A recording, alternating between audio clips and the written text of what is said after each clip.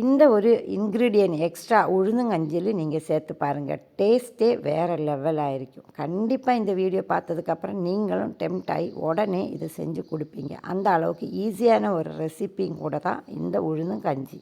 அரை கப்புக்கும் கொஞ்சம் கூட நான் உளுந்து எடுத்திருக்கிறேன். இதை நம்ம 4-5 தடவை வாஷ் பண்ணி அதுக்கப்புறம் சோக் பண்ண வச்சுக்கணும். தண்ணி கொஞ்சம் நிறையவே சேர்த்துக்குங்க. 5-6 மணி நேரம் சோக் ஆகணுச்சுன்னா நல்ல பேஸ்ட்டு மாதிரி அரைஞ்சி கிடச்சிடும். இந்த அளவுக்கு நம்ம செய்யும்போதே கொஞ்சம் கூட தான் உங்களுக்கு கிடைக்கும். ஸோ நிறைய பேர் வீட்டில் இருந்துச்சுன்னா நீங்கள் 1 கப்பு அளவுக்கெல்லாம் உளுந்து போட்டுக்கலாம். நான் இதை வாஷ் பண்ணிவிட்டு சோக் பண்ண வைக்கிறேன். ஸோ உளுந்து பாருங்கள் நல்லா சாஃப்டாக இருக்குது. நான் ஒரு 6 மணி நேரத்துக்கு மேலே ஊற வச்சுருந்தேன். கையில் இப்படி எடுத்து பார்த்தாலே அது உடஞ்சி இப்படி வரணும். இதை கொஞ்சமாக தண்ணி சேர்த்து நல்லா திக்காக அரைச்சிட்டு அதுக்கப்புறம் தேவையான அளவுக்குள்ள தண்ணி ஆட் பண்ணி கொஞ்சம் லூஸாகவே நம்ம அரைச்சி எடுத்துக்கலாம். இதுக்கு தேங்காய் பால் தான் சேர்க்கணும். ஸோ அதனால் ஃபஸ்ட்டு பால் எடுத்துட்டு அதுக்கப்புறம் இந்த உளுந்து நான் அரைக்க போகிறேன். அரை மூடிக்கும் கொஞ்சம் கூட எடுத்திருக்கிறேன் தேங்காய். இது 2 இல்லைன்னா 3 தடவை நம்ம அரைச்சி புழிஞ்சு எடுத்துக்கலாம். இந்த கஞ்சி செய்கிறதுக்கு கொஞ்சம் கனமான பெரிய பாத்திரமாக எடுத்துக்கிறேன். ஸோ அதிலே நம்ம தேங்காய் பாலும் சேர்த்துக்கலாம். ஏன்னா பாலெல்லாம் நல்லா பாயில் ஆகினதுக்கப்புறம் தான் உளுந்து ஆட் பண்ண போகிறோம்.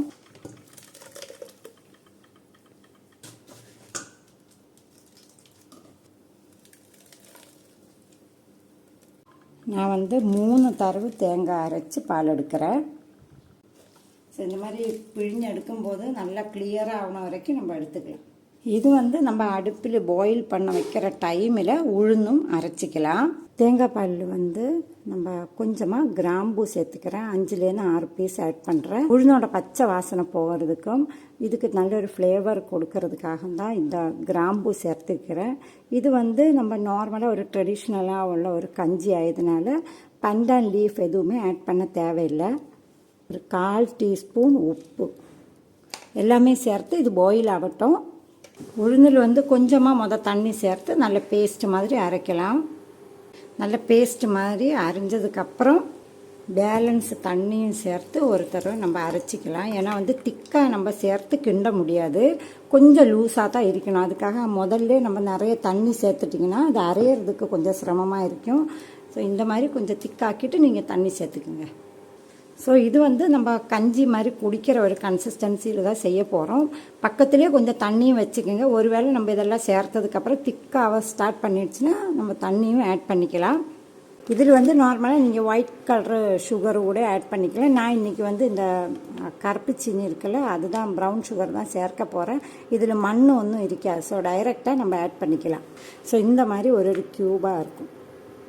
தேங்காய் பால் நல்லா பாயில் ஆனதுக்கப்புறம் நம்ம இந்த உளுந்து இருக்குல்ல அரைச்சதுன்னு சேர்த்து நல்லா கிண்ட போகிறோம். கொஞ்ச நேரம் நம்ம கை விடாமல் கிண்டணும். ஏன்னா திக்காக ஸ்டார்ட் பண்ணிவிடும். நான் அடுப்பினை கொஞ்சம் அட்ஜஸ்ட் பண்ணிவிட்டு பிளெண்டரில் கொஞ்சம் கூட தண்ணி நல்லா மிக்ஸ் பண்ணி அதுவும் சேர்த்து தான் கிண்டிகிட்ருக்கிறேன். இந்த ஃபஸ்ட் டைம் கிண்டும்போது அந்த உளுந்து நுரையாக நிறைய வந்துகிட்டே இருக்கும். அது கொஞ்சம் அமங்கின கையோடு இந்த மாதிரி பபிள்ஸ் வருதில்ல, அதுக்கப்புறம் இது ரொம்ப அப்படியே கட்டியாக வராது. ஆனாலும் நம்ம கிண்டிகிட்டே இருக்கணும். நான் சேர்த்த தண்ணி எல்லாமே ரொம்ப அப்சர்வ் ஆகிடுச்சு. திரும்பவும் ஒரு 2 கிளாஸ் அளவுக்கு ஆட் பண்ணினேன். பக்கத்திலே நீங்கள் தண்ணி வச்சுக்கோங்க, அதுதான் முக்கியமான ஒரு விஷயம். ஸோ இந்த மாதிரி கொஞ்சம் குடிக்கிற அளவுக்கு கொஞ்சம் லூஸாக நம்ம தண்ணி தேவையான அளவுக்கு சேர்த்து உளுந்துன்ற பச்சை வாசனை கம்ப்ளீட்டாக போன வரைக்கும் நல்லா கிண்டிக்கிங்க. அதுக்கப்புறம் தான் இந்த மாதிரி சுகர் ஆட் பண்ணணும். இந்த ஒரு ரெசிபி நார்மலாகவே வெள்ளைச்சீனியில் செய்வாங்க. நான் இந்த பாரம்பரியமான பழைய காலத்தில் ஒரு ரெசிபி தான் இது. அதனால் ப்ரௌன் சுகர் தான் ஆட் பண்ணேன். இது சேர்க்கும்போது கலர் ஒண்டி தான் உங்களுக்கு சேஞ்ச் ஆகும். ஆனால் டேஸ்ட்டுக்கு ஒரு மாற்றமும் இருக்காது. கிராம்பூ போடும்போது கொஞ்சம் கூட அந்த உளுந்துன்ற பச்சை வாசனை எதுவுமே இல்லாமல் ரொம்ப டேஸ்டியாக ரெடி ஆகிடும்.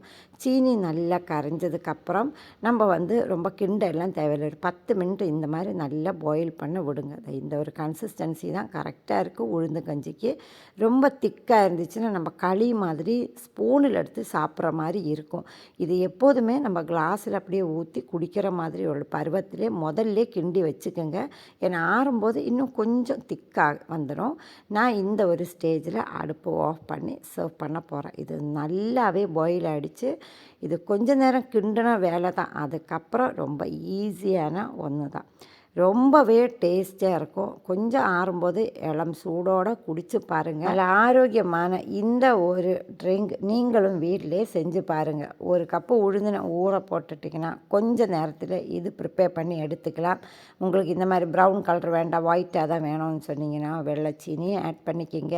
ஆனால் கிராம்பு கண்டிப்பாக சேர்த்து செஞ்சு பாருங்கள், ரொம்பவே நல்லாயிருக்கும். உங்களுக்கு இந்த வீடியோ பிடிச்சிருக்குன்னு நினைக்கிறேன். தேங்க்ஸ் ஃபார் வாட்சிங்.